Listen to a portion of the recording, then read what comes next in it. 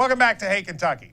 Now, an issue we've heard a lot about in politics recently is about personal conflict of interest. It's come up a lot with Donald Trump, with Ivanka and his sons running the family business, but it also affects things here in Kentucky. Now, there's a principle that's in both the law and I think morals, which is the idea that elected officials should not use their office for personal financial gain. It's a problem that's occurred in Kentucky for a long time. And when Matt Bevin, the current governor, ran for governor, he accused Democrats of years, decades, of what he called pay for play. And the idea was this: in order to have something happen for you, you had to pay by donations to the party or to the candidates, and that way you would get favors from the candidate once they got in office.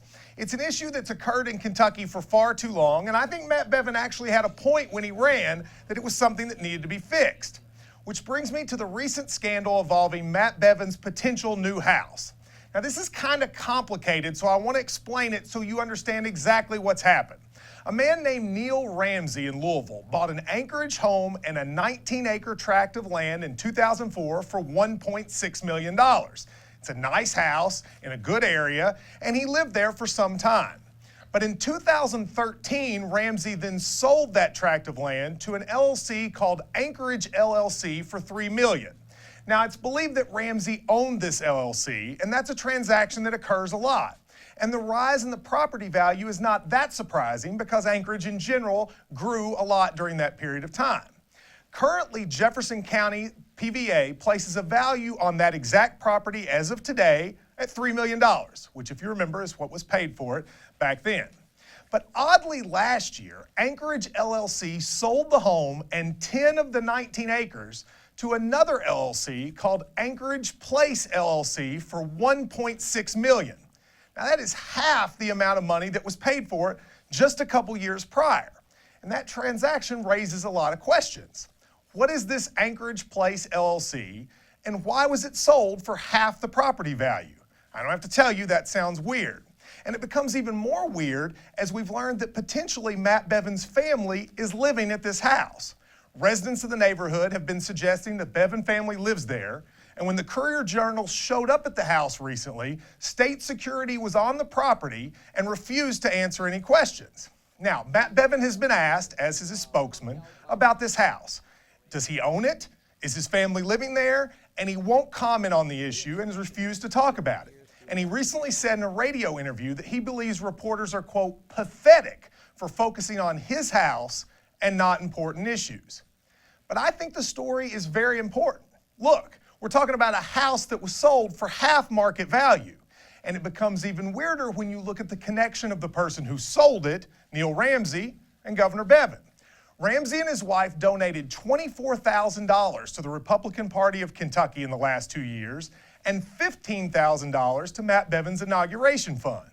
And, maybe even more importantly, Matt Bevin appointed Ramsey to the Kentucky Retirement System Board of Directors.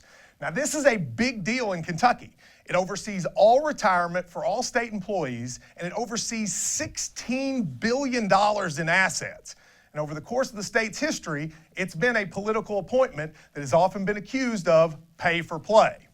And so that leaves the question: why did a major Bevin donor sell a house, potentially to the Bevin family or to an LLC associated with it, for half the retail value, and was then appointed to a major state board position? Now, it could be the case that there's a rational explanation. It wasn't all of the 19 acres. Maybe Bevin can explain it. Maybe Ramsey can explain it. But so far, they refuse to comment. Now, look, I'm going to acknowledge something that's true. Democrats have had a long-term pay-for-play scandal. We've seen some recent indictments, and it has plagued the state. That's what happens when one party is in power in all aspects of government.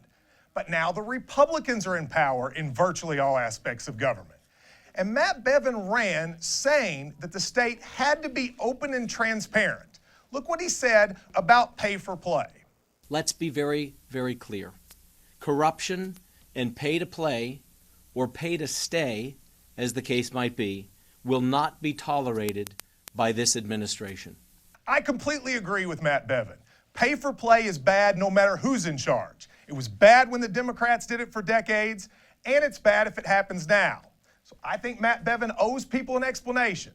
Why is this house sold at half market value, and was it to him? If we don't find that out, the same thing he accused the Democrats of could be true of himself. We're going to take a break and be right back. This is Hey Kentucky.